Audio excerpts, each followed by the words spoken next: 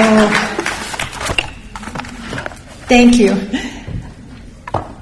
Good morning, everybody. My name is Beverly Burnett, and I am a very grateful recovering member of the Al-Anon family group.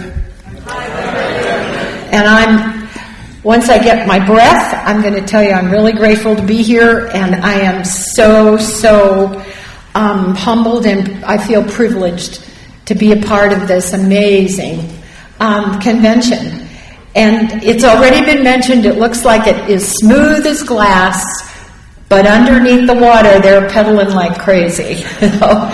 And a lot of pedaling goes into putting one of these things, one of these opportunities for spiritual growth together. So welcome me and welcome all of you to the 39th Music City Roundup.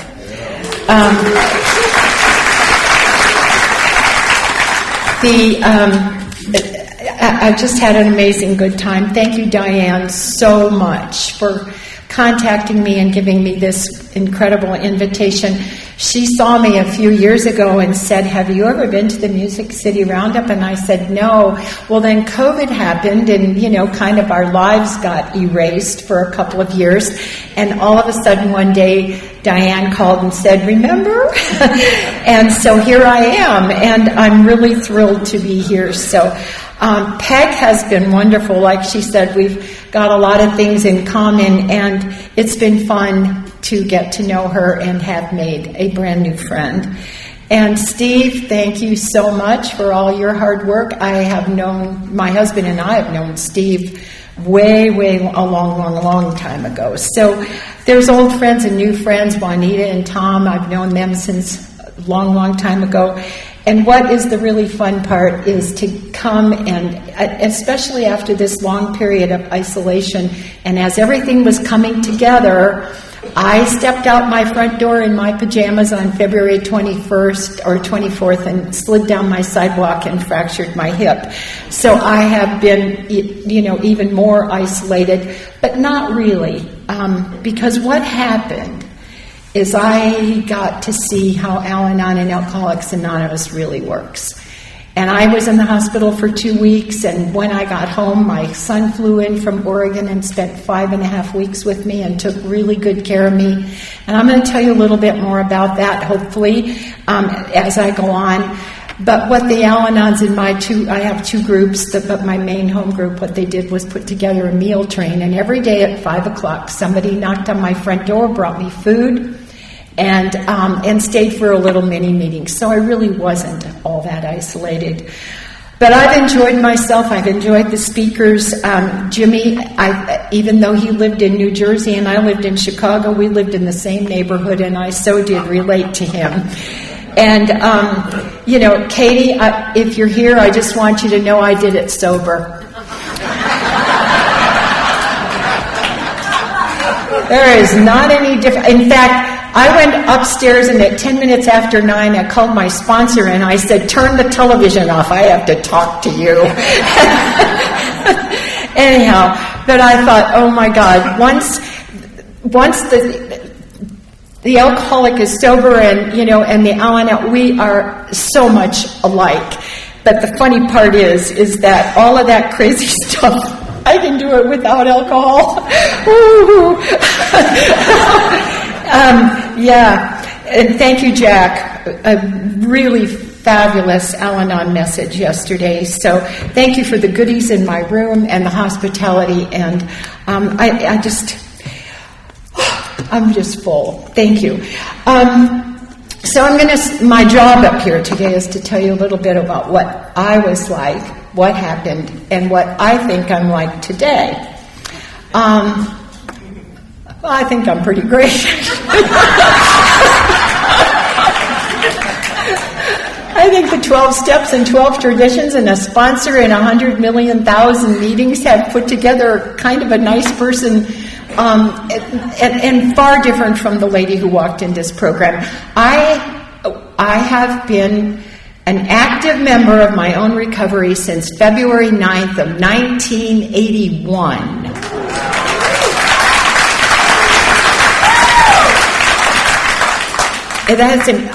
that impresses me because currently I'm in physical therapy. I can't wait to get done. If I start a knitting project, I'm like, oh, what is the end directions? How much longer is this going to take? No matter what I do, I'm always waiting for it to be over because I'm a really high energy person and I can't wait to get going on the next thing. The very idea that I have stayed in Al-Anon for 41 years just blows me away. And what I know today, that old-timers back when I came in said, the longer you're in the program, the more you're going to want to stay because you will begin to realize what you have to lose. And what I know is if I ever walked out of this program, I would go back to being who I was, and the thought scares me to death because I don't ever want to be that person again. I like what Al-Anon and AA and my sponsors and the literature and all of the fellowship and everything. I love the new me that it has created. Now, here's the deal. If I don't go to meetings, if I don't stay active in my own recovery, I will become that person almost overnight. It's guaranteed. And so I stay here out of fear. I stay here out of compassion. I stay here because I love you. And I stay here mostly because I begin to love me. And that's a big gift for all of us. So my home group is the Awakening Al-Anon Family Group in Flower Mound, Texas. We meet on Thursday night at 6:30 in the Treach Methodist Church on the second floor of the Family Life Center, and we meet on Saturday morning at 9:30. So if you're ever around the Dallas-Fort Worth airport and you want to drop into a really good Al-Anon meeting, please be my guest. So I was born and raised in Chicago a long time ago. To what I know today was probably an alcoholic home, but I can't really say that because I don't know. My dad never came to a meeting of Alcoholics Anonymous.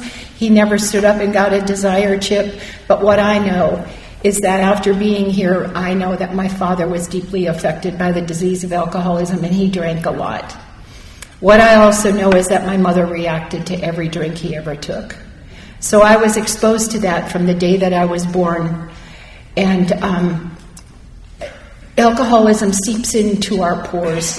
Jack said it so well yesterday about his 2 children who were suffering from the disease of alcoholism who never drank. And that's kind of what happens to children that are born into an alcoholic family. We become affected, deeply affected by the disease of alcoholism and never had a drink. So my dad, I no sooner was born when my dad and a couple of his brothers and his cousins had a few beers and signed up to go in the Navy. And it was World War II.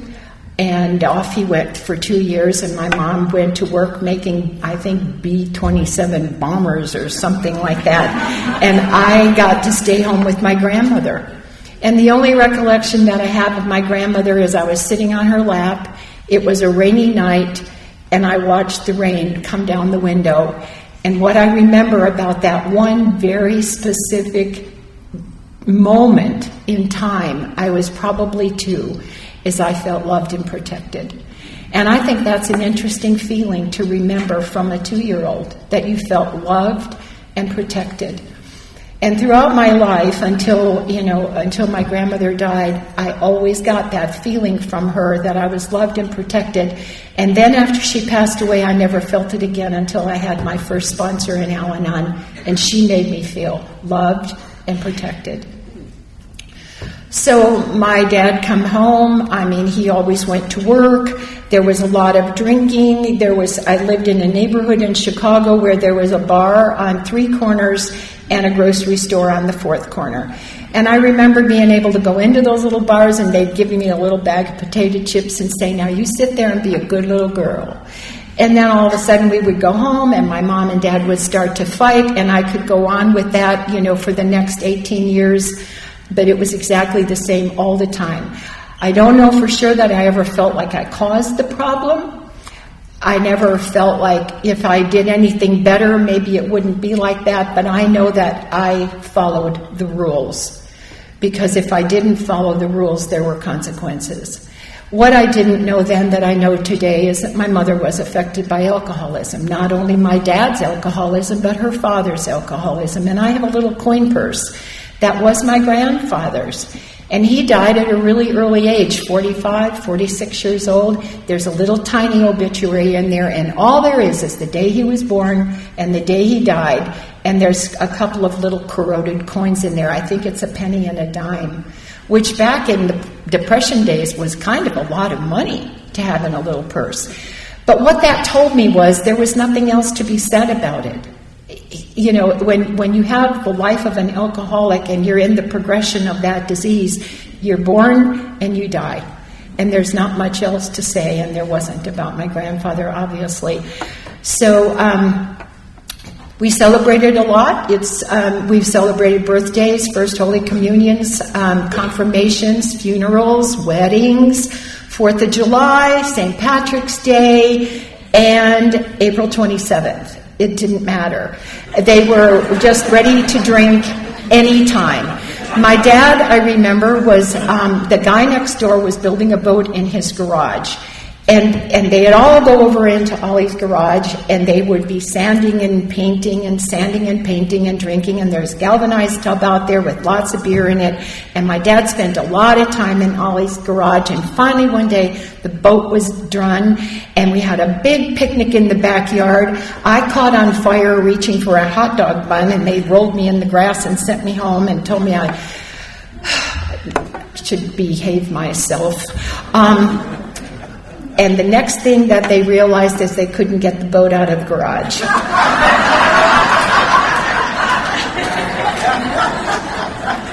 Probably if you go next door to 2829 South St. Louis and go into the garage next door, I'm sure you will find a boat in there.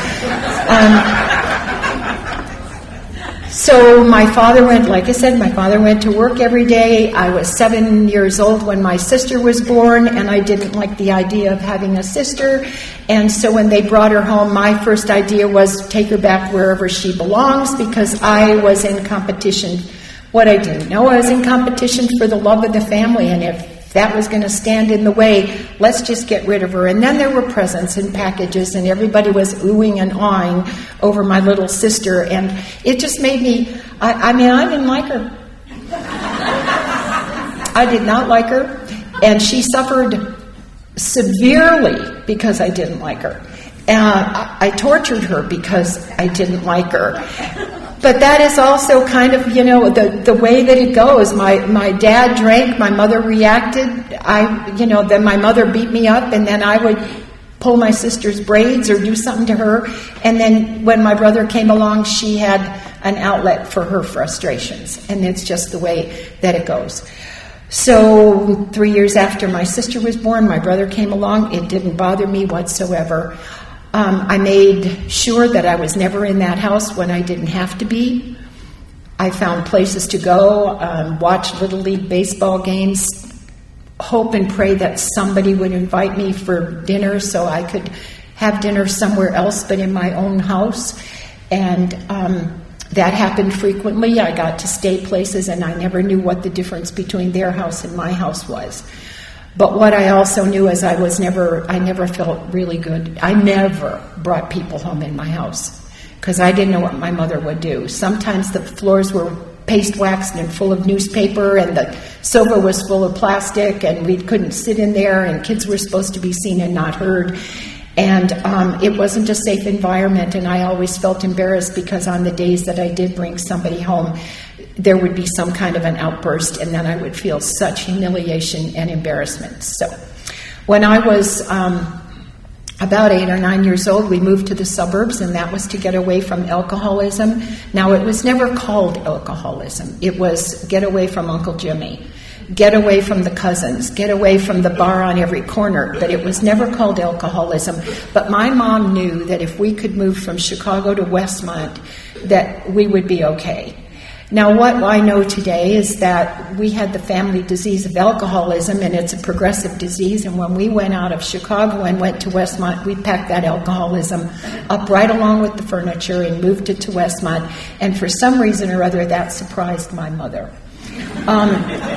It wasn't too long until Uncle Jimmy showed up at the front door, and my dad became post commander of the VFW, and it was like he did that stint twice, and it was just one long big party. And the alcoholism was progressing, and the screaming in the house got louder, and I got beat up more than.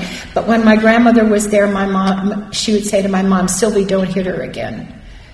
But my mom would whisper in my ear and say, "When your grandmother goes home, you are going to pay for this." So there was always that feeling of doom, and I was never settled. I didn't know any of that then. It's through inventory work in the program that you figure these things out. So we lived in Westmont, and then all of a sudden my dad got this amazing opportunity, and we ended up in... A couple of months later, we ended up in Ogden, Utah. And again, my mom thought if we got out of Illinois altogether, over the Rocky Mountains, it was all going to be different. So I get the idea that if you change, or if you buy something new, or if you move to a new place, or anything, it's going to change the way you feel. And 3 weeks ago, I had to make the ultimate decision to put one of my dogs down. I have golden retrievers, and I had to put Brenna down. It was a huge decision, and I finally followed through on it. I knew it was best for her, and it was best for me. And what I found myself doing, I'm in TJ Maxx, and I found the most magnificent leather tote bag you could ever lay eyes on. And I bought it along with a new sundress and came home, and I put all my stuff in the tote bag, and I thought, wow, this is going to be great. And then I looked at it and thought, what are you doing? What are you doing? You can't afford this. You don't even need it. So I unpacked it, took it back to TJ Maxx and returned it, called sponsor, and had a little talk with her. And see, what I was doing was the old default thing. Buy something to make myself feel better so that I don't grieve about the dog. And that's, but thank God for sponsors and being able to clarify why you do things. So anyhow, we got on the train, and you thought I didn't remember. We got on the train and we went to Utah, and my father met the train drunk. And it was 10:30 in the morning, and my mother went just berserk. And it started a year of one of the most horrible living situations you could ever imagine that year. And as a result of that, I finally turned 18 years old, and my dad got me a job where he worked, and I felt like it was okay. So I was there. I don't know if I was there a week or a day or a month. I have no idea. But here he comes. He's got a crew cut. Now, I'm a product of American Bandstand, and when I moved from Illinois to Utah, it was culture shock, because I was in a poodle skirt, and I had a ducktail and saddle shoes and those great big bulky socks. And when I got to Utah, they were dressed like Mormons. And they were color coordinated, and the only question they ever asked you is, what religion are you? And if you said Catholic, it was like, whoa, we're done. So I was very isolated, very alone for that year, where alcoholism really went from fun plus problems to problems. And it was a bad, bad year. So I go to work, and here he comes. He's got a crew cut, and he's got a brush in his pocket. And as he's walking down the aisle with his tool bag, he's doing this. And he's got a cigarette out of the side of his mouth, and he's kind of blowing those little sexy smoke rings all over when you could smoke in buildings. And I just looked at him and I thought, oh my God. And what I saw on him, it wasn't truly there, it was a great big S. Superman. He was going to be my Superman. And he was everything I wanted. He had a job. He obviously had a car. He was older than me, so probably he was out of the service. And He was a bit of a fixer-upper. But I knew I could take care of that. I knew I could fix it. He had there was a couple of teeth missing, and he had what I know now to be a beer belly, and obviously a lot of arrogance, and it was the package I was looking for, because alcoholism was all I knew. And where I saw an S on there, it should have been a great big A. But I don't know anything about alcoholism, and he just took my breath away. So I'm like watching it every day, It was just fabulous. And finally one day I said, "Who is he?" And they says, "Oh, that's George Burnett. He comes in here to fix our business machines." And I said, "Oh, he's married." And I thought, well, so?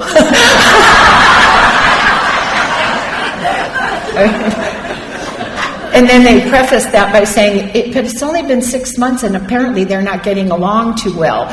That should have been a great big A on there. But, I thought, oh my God, if that guy was mine, I could make him happy.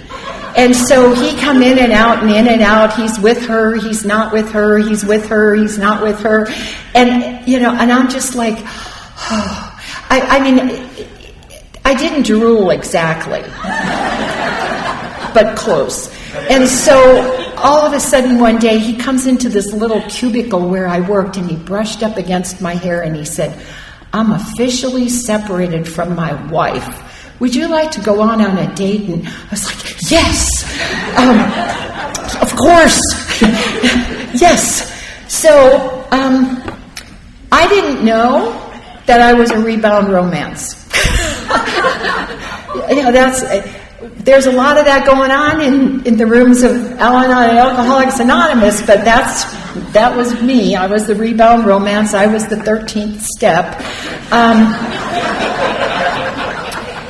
So we go out on a date, and he's drunk, and I'm comfortable.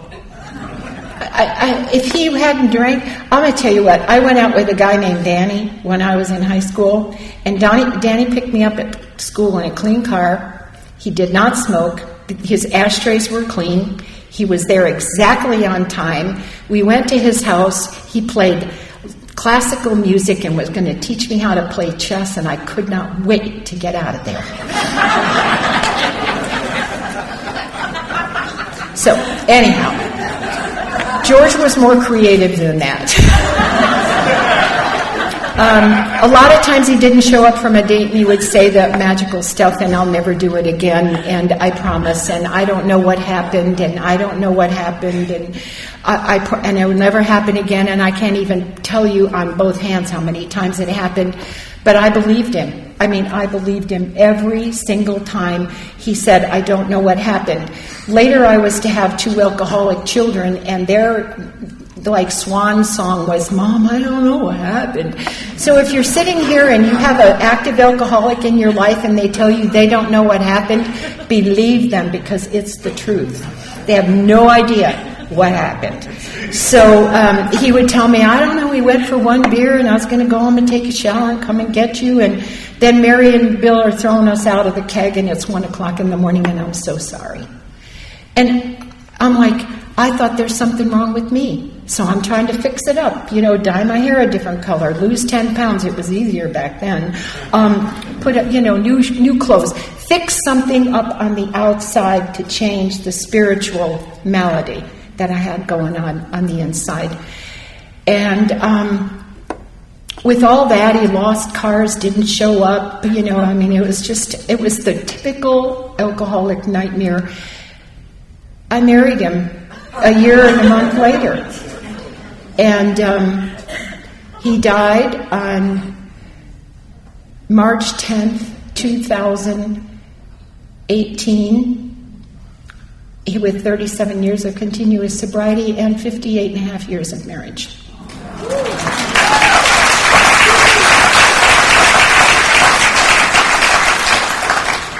But between that and that, it was a lot of stuff. I came home from the little honeymoon. It's really funny. I came home pregnant, but it didn't happen the night we got married because he passed out. I was standing up at a podium about 5 years ago and realized that nothing happened the first night. I was like, I had this spiritual awakening at the podium, and I was like, holy crap. I mean, you talk about denial.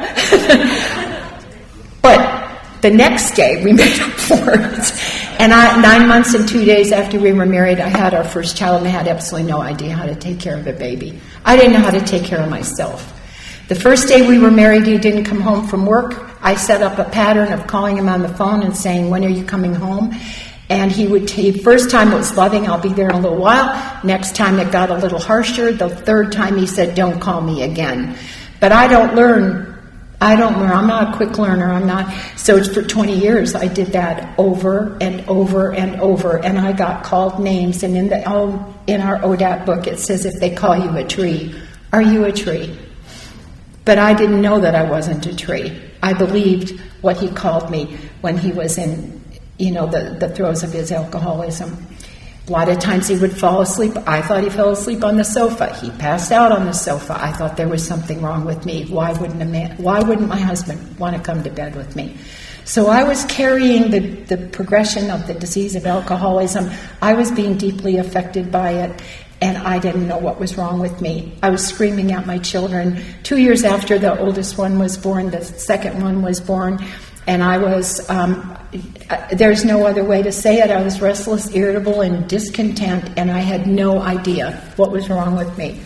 So time went on. My husband went up the corporate ladder. We went from Utah to Pennsylvania. We bought a snowmobile in Pennsylvania, and alcoholism was in a respite. We had 4.5 years where we were playing around in the woods on those snowmobiles, and he bought a motorcycle. We had an old Triumph Bonneville, and we played with these neighbors that were not alcoholic, and I remember going, whew, whatever it is, maybe it's gone. But then he got a promotion and ended up in New Jersey, and it's kind of like the reason why I go to open AA meetings, and I'm familiar with the big book, is while he didn't drink a lot for those 4.5 years we were in Pennsylvania, as soon as we went to New Jersey, he picked up exactly where he left off, and I was told the disease progresses, and I was stunned by it. What happened? So that time went on, and in 1978 we ended up moving to Texas, and I brought with me 2 full-blown drug addict alcoholic kids, and a husband who was in the throes of his disease, and I was absolutely crazy. Just crazy. That's why, when Katie was telling her story last night, I'm thinking, I know all that. I know all those feelings. And that's what I called my sponsor about last night. I said, my God, But he was addicted to alcohol. I was addicted to the alcoholic. And my behavior became more irrational than his. He came home, passed out, went to bed, and I was the nutcase that my kids had to live with. So time went on. We're in Texas. One day I was feeling really insecure about my relationship with my children, and they come in one day with a little plastic bag filled with some seeds, and they said, Mom, would you help us with a science project? And I said, I would be most happy to do that. And I had some flower pots in the garage, and I went and got Miracle Grow potting soil, and I potted up 10 pots of these seeds equally, put saran wrap over them, put them in my bedroom window, gave them southern exposure, and came home every single afternoon to make sure my plants were doing well. And they sprouted, and they got bigger, and they got bigger, and the leaves were dark green, and they had lots of points on them, and all of the little boys in the neighborhood, my sons are 14 and 16 when we moved to Texas, and all the little boys in the neighborhood, all the little drug addict little boys in the neighborhood, were coming through the house and looking at our fine science project. And one day, they had gotten that big, and One day I came home from work on a Friday night, and the pots and the dirt are there, and the science project is gone. And I was going to get in my car at 10 minutes after 7 on a Friday night and go explain that to the science teacher. And I had this little voice of God, which I didn't understand back then, that says probably the school is locked up now. So I go and put laundry away, and there are the mystery seeds thumbtacked on the inside wall of my son's closet, and I went crazy. Nobody else was home at 10 minutes after 7 on that Friday night. I went nuts. I felt raped. I felt stupid. I felt like they made a fool of me. And I reacted with those emotions. And my husband came home, and there were a lot of mystery seeds planted all over in various parts of our garden as well. Shortly after that, January 1981, I started to notice alcoholism, and I worked with a lady who put her son into a treatment center in Denton, and I went and had lunch with her, and I says, what does it look like? What does your son's alcoholism look like? And Margaret told me about her son, and I says, oh my God, that's going on in my house. And so she gave me the phone number of Westgate. I called him and I said, could we come in for an interview? And we packed up the 2 kids and George and I, and we go up to Denton, and they said, we don't know who the alcoholic is. So if you guys go home and figure it out, bring him or her back. So that was the end of January. By the 9th day of February, I had noticed that something that a ring, actually a nice ring that I had worn to work, was missing. And I confronted the younger boy, and he said, yeah, Mom, I took it. And I sold it. And I don't know how to get it back, Mom. He says, I bought drugs with the money. It's gone. And I said, oh my God, you got to get it back. Mom, I can't. He goes off to school. I chased him down to the school bus. And then I came back home, called in sick to work, which was the truth. I had no idea how sick I was that day. Called in sick to work. And a few minutes later, he called me up and he says, Mom, if you'll come and get me, I'll go to Westgate. Now, you do not have to have pure motives to come into treatment, because the only reason that my son wanted to go to Westgate that day is because he was facing jail. He and the kid that he was running around with over the weekend that stole the ring I was wearing, the kid got plucked out of a class that morning, and Scott knew it was only a matter of minutes before the kid was going to say, oh, and I was with Scott Burnett, and that would be the end of it. So my son went to treatment because it looked like a better option than going to the Denton County Jail. When I got him signed in, they said, you'll have to go to Al-Anon, and I says, I work, and I really don't have time for another club. Now, I was completely isolated in my life. I was afraid to leave the house for fear. I had no idea what was going to happen when I was gone. I thought I could control it, could cure it, and I was absolutely sure if I changed something, I could. Anyhow, I ended up, she says, well, you can't come back here and see him because that boy can't go home to an old idea. And so I went to Al-Anon to spite the treatment center counselor, and that was February 9th of 1981, and I have not missed a meeting since. I want you to know, I still go to 2 open meetings of Alcoholics Anonymous and 3 Al-Anon meetings a week. And I need that to stay in. That's just what I need. But back then, I went to 8 to 11 meetings a week for the first 8 years I was in the program. And I was 2 years in the fellowship, and then I got into the program. Scott did not stay sober. He ended up in another treatment center. Alcoholics Anonymous didn't work. He might have been one of those people who were constitutionally incapable. I have no idea about that. But what happened is that because of him, I really got involved in my own personal recovery. On February 23rd of 1981, my husband came into the rooms of Alcoholics Anonymous and got a desire chip. I was 2 years in the fellowship, and then I got into the program. Scott did not stay sober. He might have been one of those people who were constitutionally incapable. I have no idea about that. But what happened is that because of him, I really got involved in my own personal recovery. On February 23rd of 1981, my husband came into the rooms of Alcoholics Anonymous and got a desire chip. On March 30th of 1981, my young son, March 29th, my oldest son came in the kitchen drunk before we were going to a Sunday morning meeting at Alpha. And I says, oh my God, he's drunk? Scott says he's worse than me. And the next day I said, you'll go to a meeting with us, because I was told at the Alpha meeting that he could not live in a house where there was some sobriety. So Sunday afternoon I said to Stephen, you go to Alcoholics Anonymous, or by Tuesday you move out. And he goes, Tuesday? How can I said, Tuesday. They told me, don't give him any time. Do not give him time. So I said, Tuesday. So Stephen came to a meeting of Alcoholics Anonymous so he didn't have to move out.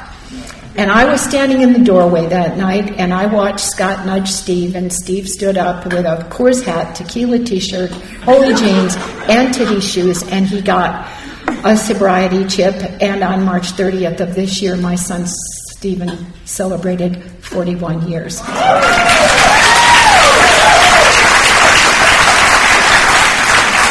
I had nothing to do with that. I had absolutely, that was all about the big book, good sponsorship, and a desire to stay sober. And I practiced my Al-Anon program because I kept being reinforced and retold, these boys cannot come home to an old idea. You have got to get well. Take the focus off the kids. Take the focus off of George. Put it on yourself. This is about you. And so time went on. Scott did not stay sober. At 17 and a half, I put him out of the house. Now, I look at a 17-and-a-half-year-old today, and I think, how in the name of God could I ever have the courage to do that? But you see, I never act on my own courage and my own faith. I act on your courage and your faith. And I think if you can do it, if you did that, I can do it. Because if you believed in God enough that you could take a step like that, I know that that same God is active and operating in my life. And I knew by the time Scott turned 17 and a half that there wasn't anything I could do to make that alcoholism any better. But I also knew, because of what I heard in meetings and open meetings, that I was enabling him and I was stopping him from reaching his bottom. And so I put him out. I handed him 2 paper sacks from the Tom Thumb. I said, take what you need and get out. So he did. And I watched. That's when I went into the program of recovery, because I had to really understand that I was powerless. And I also knew that my life was going to be very unmanageable because of the places he was living and the things that he was doing and the progression of the disease. I took the car away from him eventually. I repossessed my own car. He rode a bicycle. He ended up being able to get a job. He knew that there would not be any money coming from me. I learned how not to enable. I learned how to detach with love. And somehow along the line, Scott knew that I loved him. But I hated his disease. And I think that's the most important thing that we can ever bestow upon another person, is that we love them. But we do not like the disease. Even if it would be cancer or anything that it would be, you would say, God, I love you, but I hate the disease that's affecting you. And I sincerely meant that with my son. Eventually, he got married. They moved to Florida with a job opportunity that he had. And they were there for a little while, and they called one day, and they were having a baby. And I thought, God, how could you do that? How could you bring a baby into that progressed alcoholic drug situation? And I had to question how I felt about God for doing that. The baby was born, and 6 months later, 6 months after that, my son was diagnosed with AIDS. And he was told he had a year to live. Eventually, when the baby was a little over a year old, they moved back to Texas. And my son actually lived for 4.5 years before he passed away. But I got to watch him be the absolute most best father you could ever imagine, because what he wanted to instill in Sarah was a memory. was some memories, and it was just beautiful. But here's the way I was. I wasn't very long in the program. I was still quite selfish. I was, my husband started a business, and I was part of the business, and we had all that going on. And every morning around 8 o'clock, Scott would drive in the driveway with Sarah in the little pickup truck, and he'd go, "We want waffles."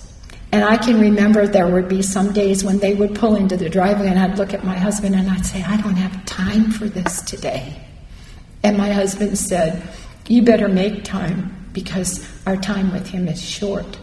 So that was my selfishness with him, and I'd make the waffles and enjoy the company of my grandson, or my son and my granddaughter. And she was 4.5 when he passed away. George and I took her to the Crested Butte Mountain Conference for 13 years.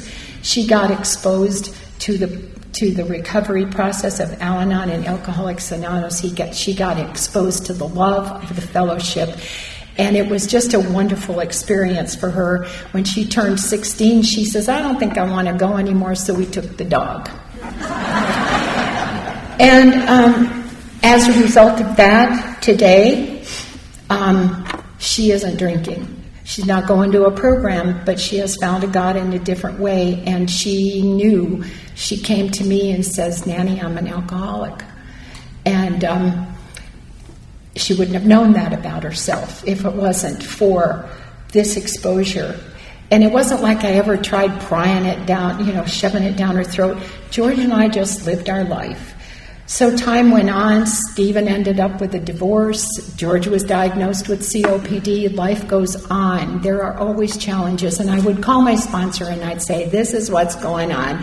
And she'd say, "Beverly, just say thank you." And I said, "You obviously didn't hear me." "Yes, I heard you." I said, "Do you know how bad he's behaving today?" "Yes, we've talked about that before." "Every time he behaves badly, I want you to say thank you. Thank you, God, for giving me this opportunity to grow spiritually." So as a result of that, I want you to know I am a spiritual giant.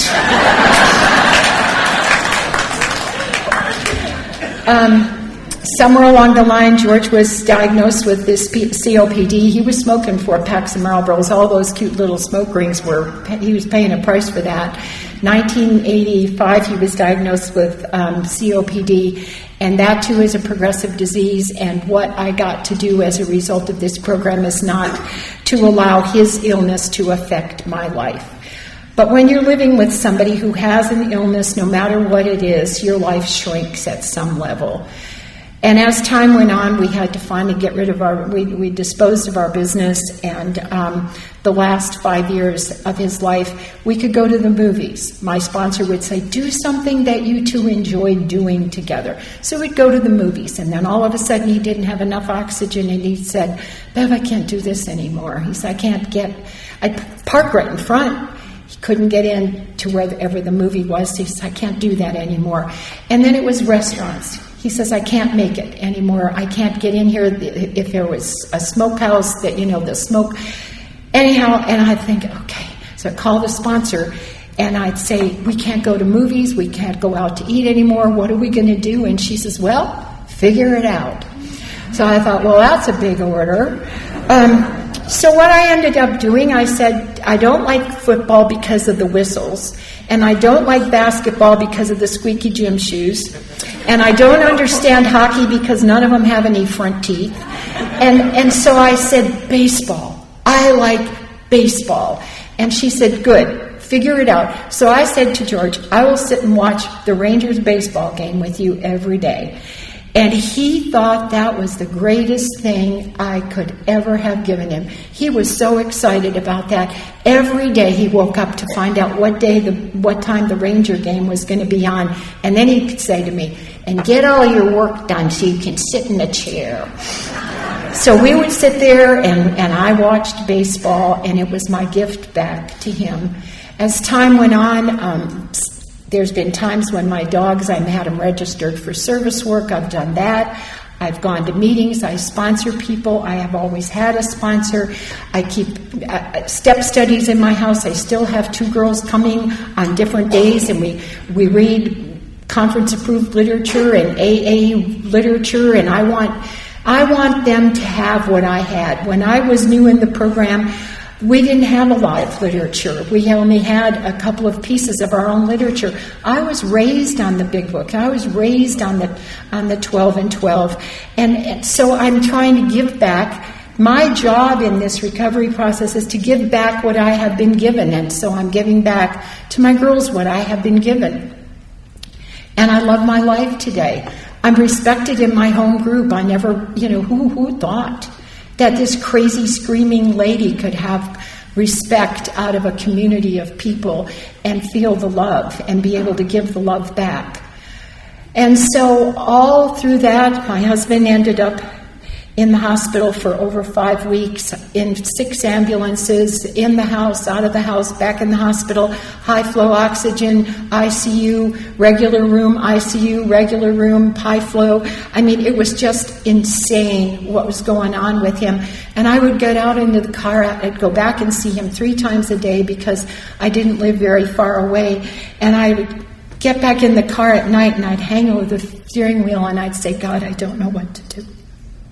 Can't do this anymore. I don't have the strength. I don't have what it takes to do this another day. And I'd get up in the morning and I would be filled again with God's power and God's love, and I would be able to do it another day. And then I'd find myself over the steering wheel again saying, God, I haven't got what it takes. And on February 23rd, we celebrated George's 37th AA birthday in the hospital, and he said to me, it'll be my last. And I always, when he'd say stuff like that to me, I would say, please don't say that. Please don't say that. And anyhow, February 24th, 2 doctors came into the room and they said, there's nothing left that we can do. We're going to put him into hospice. So let's figure out, which hospice facility you want. And I says, he will do hospice in my home. And I brought my husband home and I took care of him for the last 2 weeks of his life, and it was the greatest privilege. I could not have done that without you. I could not have done that. But I knew that if the tables were turned, that George would love me back that much, and he would do for me what I couldn't do for myself, and he got to die in our home, and it was a great privilege. So that, is one of the big things, it's just a long process learning how to be a single woman. I have never been single. I married that man, or I met him when I was 18 years old. I was 77 years old when he died, and I didn't know how to be a single woman.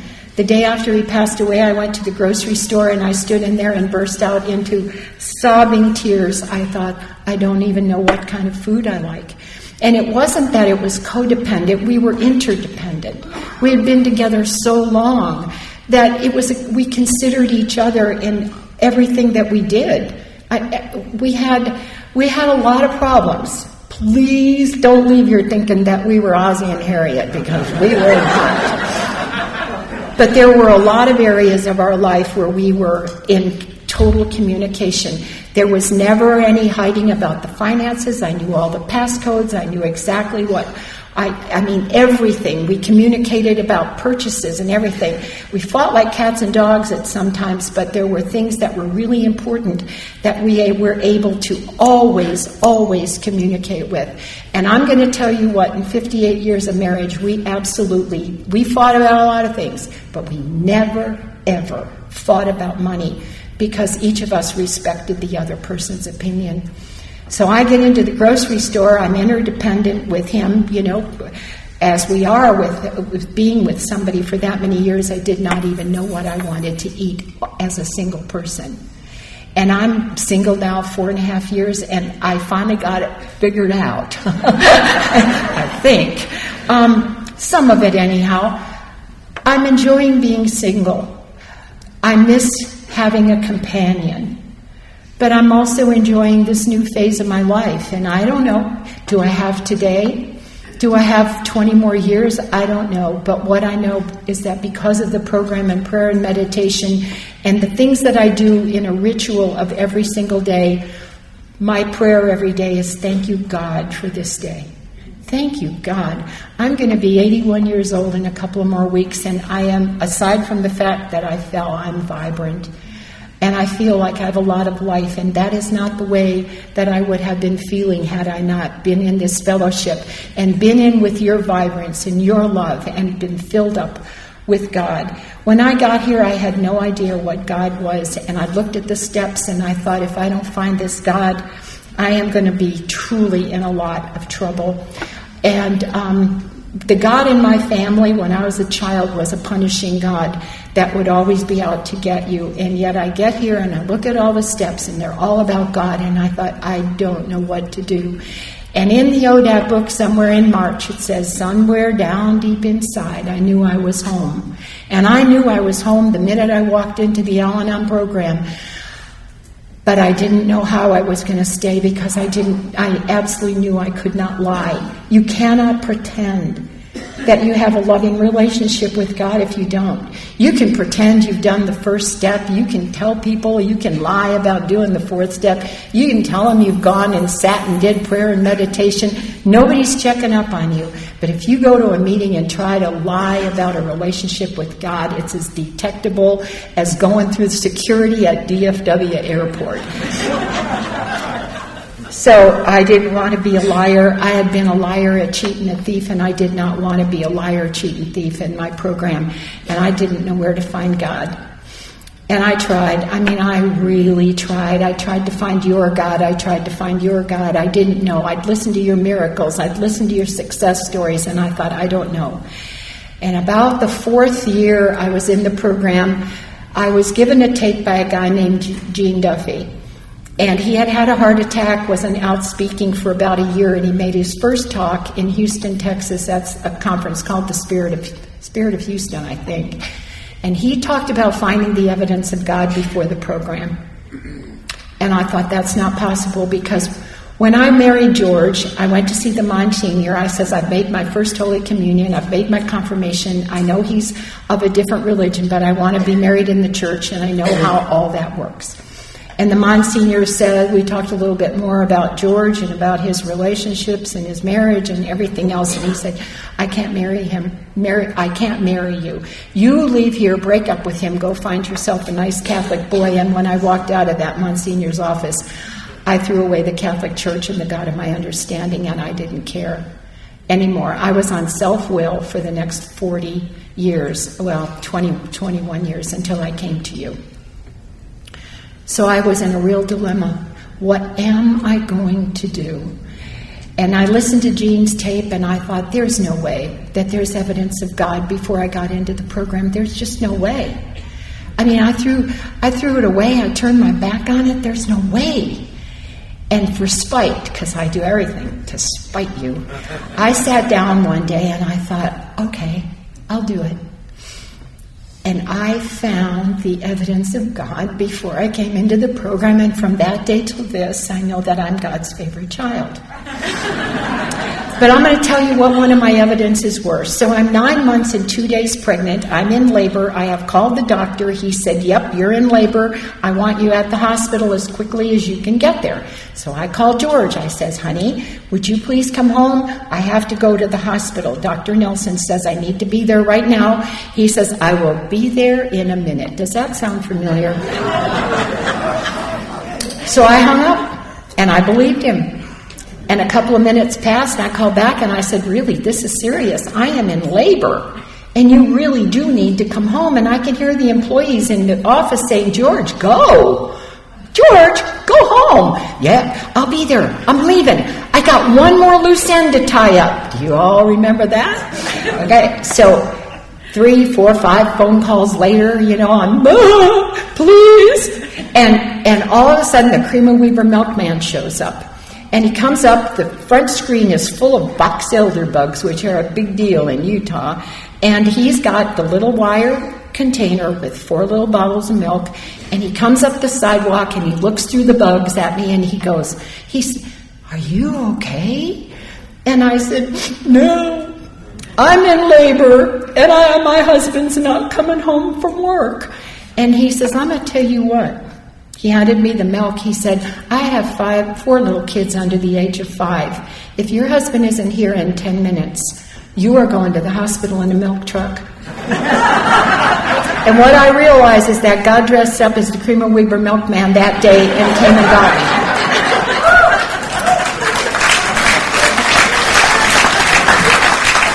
What I need to tell you is George did come home, and I did not go to the hospital in a milk truck, but the bottom line is that was a big evidence of God. One other day, we had just bought our first little house in Kaysville, and we were given the opportunity to go in there and clean it, the carpets and stuff before we closed. And it's December, and it's cold, and I'm driving an old pickup, something maybe a 62 Chevy pickup with a choke and 3 gears on the steering wheel, and you know how it goes. And so he's got a brand new station wagon. He's got a company car. Well, he flings the carpet shampooer in the back of the pickup. He puts the 2 babies on the front seat. They were maybe 2 and 4, maybe, I don't know for sure. That was before seat belts and car seats and everything else, because we didn't have air conditioning, so we never rolled up the windows and killed our kids. I mean, that's just the way that it was. So, anyhow, I got the babies on the front seat, and he zooms ahead in his brand new station wagon, and I've got the little truck, and it's like coughing along because it's cold outside. And I really did know how to drive that truck. I'm a truck driving woman. And so I get up there, but he says, let's take the mountain road home instead of the highway. And I said, okay. So at the mountain road, he zooms across. I get to the stoplight or the stop sign, and it's like this, and that old truck stalled. And I'm in the first lane of the southbound traffic, and I see headlights out there. And I'm thinking, oh my God, that's a semi. And I don't know, I'm like, but what I realized after I looked for that evidence of God is that God moved into the front seat of that truck, and I heard him whisper, adjust the choke, turn off the lights, put the car in neutral, don't flood it. And somehow or other, I got that truck started. I went across the 2 lanes, pulled over onto the shoulder of the northbound lane, and I was shaking like a leaf. And the semi went by, and I could feel it go like that with the truck. It moved my truck. And I got over there, and George hops out of his brand new station wagon, and he says, what the hell were you thinking? And I'm thinking, later on, yeah, I was just thinking I would stay in the line of traffic and let that semi T-bone me at 60 miles an hour. What do you think? Anyhow, there were a lot of those things. In the meantime, I started to write in a journal. Jean Coffin she says, that is the legacy I give the girls I sponsor, is writing in a journal. So I went and got not just a plain old ordinary journal, nothing from the dime store. I go to Office Max, get leather-bound, college rule, got a Waterman fountain pen, purple cartridges, and I am all set to write in a journal. So I write a few pages. I go to talk to Jean, and she laughed at me. Now, Jean was from West Texas, had bracelets from her elbow to her wrist, and jangled and smoked and had that deep voice. And she says, there's not an evidence of a feeling on this page. So Jean gave me a little chart to help me find out how I felt. And so I started to write in the journal. For the next 32 years, I wrote in the journal. And then one day I got up and I decided I don't want anybody to ever read those journals, and so I shredded them all, 32 of them plus some little addendum ones. And now I picked up writing in a journal again because I have a ritual in the morning. I read my literature. My dogs know how to pray and meditate, believe me. I have my coffee, I sit for an hour, and then around 6:30, 7 o'clock, we go for a 2.5-mile walk. But all that came to a screeching halt on February 24th, and I'm going to tell you what has happened to me as a result of fracturing my leg. My son came home, and he was with me for 5.5 weeks, and I always knew that although we had a mended relationship, there was something that wasn't quite right. And when he said he was going to come home, I said, oh no, please don't. The girls will take care of me. I'll be fine. He goes, Mom, I'm coming. And he brought his computer and he set up a little office and he was working from home. And through that period of that 5.5 weeks that he was with me, I don't know what it was that was between us, but it isn't anymore. Something really special mended between me and my son. And every night, my brain disassociated itself from the leg. You say, okay, you want a break, I don't have anything to do with you. And I couldn't get my brain to make it move. Every night, he brought me a cup of herb tea. He carefully lifted my leg up because I was non-weight bearing, put it on the bed, got my other leg in, covered me up, and he says, Mom, is there anything else I can do for you? And he would hug me and kiss me goodnight. And it just was amazing. And what I realized, the girls were coming with the food. They were telling me how much they missed me, how much they loved me, what an honor it was to be able to cook me a dinner. And what I realized is I did not know how to receive that love. I can give love. I will do anything for you. I will drive you to get your cataract surgery. I will sit with you in emergency rooms. I will do anything for you and love you, but I couldn't receive it. And what I am here to tell you is what happened to me as a result of cracking this leg is that I know I'm loved, and I have been able to receive it, and it is the greatest gift I've ever been given. And I hope you feel it as well. I don't know how long you've been here, but through alcoholism and the progression of the disease of alcoholism, I did not have any idea how the wall that I had built around myself, but brick by brick, meeting by meeting, meal by meal, leg by leg, the wall came down. And I feel really vulnerable right now, but I just want you to know that there are people in this room that I have loved forever, and there are new people in this room that I hope I stay connected with, and I want you to know from the bottom of my heart I love you.